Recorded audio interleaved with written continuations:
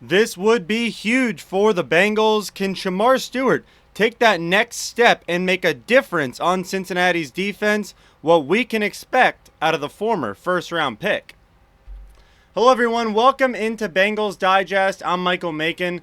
Thanks so much for being with me here today as we're going to dive into Shemar Stewart, Bengals first-round pick from back in 2025. And after a frustrating 2025 season, he's looking to get better, and he's made some improvements already for himself this offseason. So we'll dive into all that. But first, I'd like to shout out our subscribers. But if you're a part of the 70+% watching this and you're not yet subscribed, hit that button.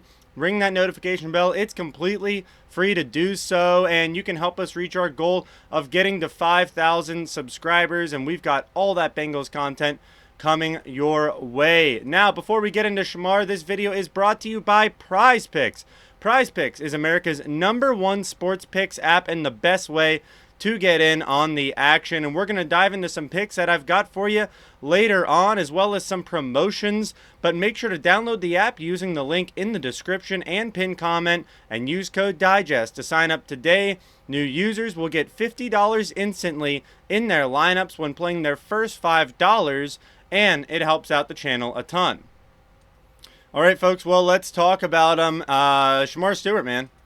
What do we expect out of Shemar Stewart this year? Because he struggled so mightily last year in his limited playing time, and it's a shame that we didn't get to see more out of Shemar, especially because Trey Hendrickson went down early on in the year, but then Shemar was dealing with injuries himself, and the Bengals have invested a lot on the defensive line, from the draft to free agency to trading for Dexter Lawrence, but they still need more out of Shemar Stewart. If the Bengals want to get to the promised land this year, get back to SoFi Stadium for the Super Bowl, well, they need Shemar Stewart to be a big contributor on that defense. And so Shemar Stewart's been making an effort this offseason to try and get better, to get into better shape, and he has a new diet which he says seems to be helping him. Here's what Shemar said. He said, "Everything I drink is 0-calorie or water. If someone tells you cut out sugar and you can play in the NFL for 10 plus years, what would you say? Sounds like a fair trade-off to me." So Shemar Stewart on that keto sounding diet right now, including all zero sugar and stuff. And if you've seen some clips of him already from being posted on Twitter X or anywhere, Shemar does look a little bit more cut. And hopefully that helps him be a little bit more explosive, be a little faster at getting to the ball. We already know the athlete that Shemar Stewart is. That's why the Bengals took him with the 17th overall pick this past year. The athletic tools have always been there, and it's just a matter of working on his moves. But I think that this diet should help him out because he looks like he's in better shape. He looks like he lost a little flub on the belly or whatever you want to say, and I think that is going to help Shemar this season be explosive like his former teammate, Cassius Howell. I mean, I don't know their relationship from back at Texas A&M, but, if they're buddies, I think that's great. I think that's awesome that they get to play together once more, and hopefully they push each other to continue to be better. Throw Myles Murphy into that mix as well. So we talked about it. Last year was a struggle for Shemar Stewart, with just a 41.2 PFF grade, last out of 115 eligible edge defenders, and that was only on 280 snaps. He had 13 pressures, 7 tackles as well, and I'll pull up his Pro Football Reference numbers there too. We know he got that 1 sack later on I believe it was in the Cardinals game at home, and they've got him with 2 TFLs here as well. Only 5 starts. So we only got to see a half season, less than that actually, 8 games out of Shemar Stewart, and he had plays where he flashed. He also had plays where he flashed in the wrong way, and he looked like he belonged on a high school field. Not size-wise, obviously, but in terms of reading the play and stuff, he looked really bad. So Shemar's got to hone that stuff in.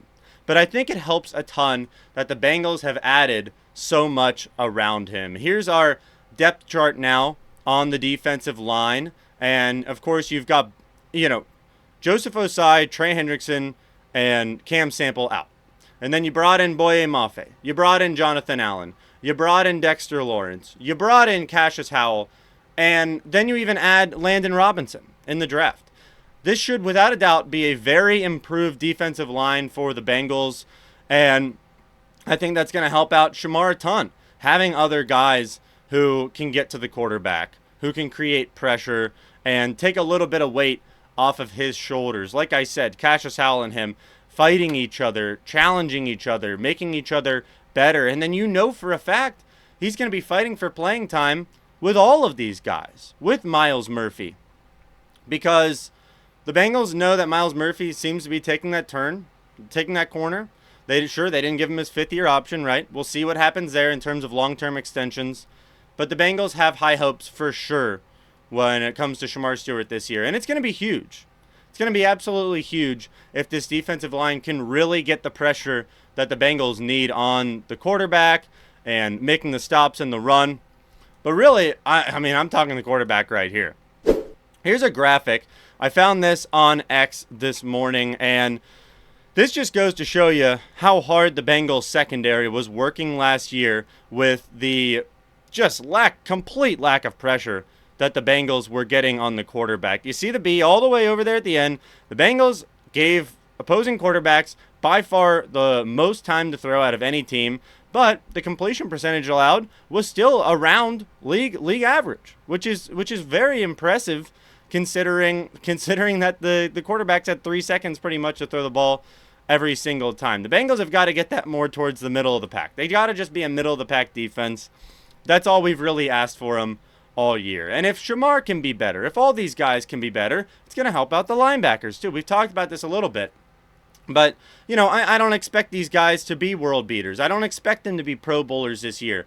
But can they become a little bit closer to average players and have PFF grades around the 50s instead of like late 30s and early 40s, right? We just need them to be a little more average. And I would still love for the Bengals to add a guy, add a Bobby Wagner or add the Rodriguez. I think it's Rodriguez from the Dolphins. I don't know why I keep forgetting that guy's name. It's crazy. It just keeps slipping my mind. But the Bengals have got some work to do. And I know they have belief in Shemar Stewart. And we're going to talk about that in just a minute. But once again, this video is brought to you by Prize Picks. Use a link in the description and code DIGEST to get started on Prize Picks today. And today I am looking at the Reds-Guardians game, closing out the Ohio Cup, a rubber match, hoping the Reds bring home a W back to Cincinnati. And I am looking at Spencer Steer, who has been hot as a firecracker lately. I'm going more on hits, runs, and RBIs combined right now, set at just 0.5. That is easy. That's there for the taking all day. Will Benson, he loves to beat up on his former team, and so I'm taking more on his total bases at just being 0.5. I think Beeman is going to draw a walk at least for us, batting leadoff today. And then Jose Ramirez, just hoping and praying that the Reds keep him in check today. I have him going less on 1.5 total bases. Hopefully he just gets a hit or a walk or something like that. But Prize Picks has got some great promotions going on right now too, guys, including Taco Tuesday. The tacos are going nowhere. Our board is serving up discounted projections on Tuesday, just 2 days away, all day long. Once again, use the link in the description to download Prize Picks and code DIGEST to get started on Prize Picks today. New users will get $50 instantly in their lineups when playing their first $5, and it helps out the channel a ton. All right, so before we get out of here, I want to talk about Al Golden and what he had to say on Shemar Stewart earlier on this offseason. Here's what Al had to say. He said he's still really excited about Shemar. That was a difficult season to not have him for the offseason and most of training camp. That was compounded with the injury that set him back. I see a lot of really, really bright spots. We have got to keep adhering to a process, continually get better, have consistency in his approach and his practice, and the results will come. And that's a big thing. That's a big thing is Shemar being there all offseason, participating in all this. Because, it was set up to fail, basically, with all the contract negotiations and stuff. And, I'm not placing blame on anybody here, obviously. But when you don't practice much and you just come in and then all of a sudden he's thrusted into games, you can't expect him to play that well when he hasn't been going up against, his fellow players with more NFL talent, right? So that's going to help Shemar Stewart a lot this offseason. And hopefully, Al Golden and Jerry Montgomery work with him a ton, hone in his skills, work with him on his pass rush moves, because it'd make a huge difference for this Bengals defense. I mean, paramount difference, right? Just having these waves of pass rushers. It's what the Bengals have needed. I don't know what that, I think it was a gnat on my face. But the Bengals have needed that for a while now. And they don't have the star power in Trey Hendrickson. So they're going to rely on these guys, on Mafe, on Stewart. We'll see where they place him. I think he's going to play inside a lot too, because they had him doing that this past year. And I think he looked pretty good from the D tackle position. So we'll see what the Bengals do on 3rd and longs, on these pass rush or these passing downs, and see just how Shemar Stewart plays this year. But I'm looking forward to watching him for sure.